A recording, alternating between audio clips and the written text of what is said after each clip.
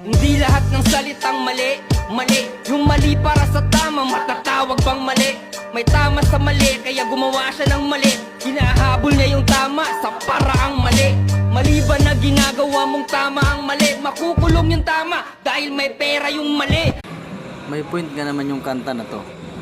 Kasi nga gumawa ka ng mali dahil may pera ang mali, kaya naitatama ang mali. Alam mo yung mga kantang ganito, minsan nakaka-relate tayo dito sa mga ginagawa nating mga mali-mali eh. Kasi yun nga, maraming mali, kaya napunta tuloy sa mali, di ba? So kahit mali, kahit tama ka dahil mayroong pera, ay di mali ka.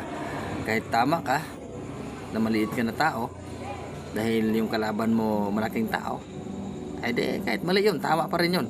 Wala kang panalo basta pagdating sa ganyang usapan, talo.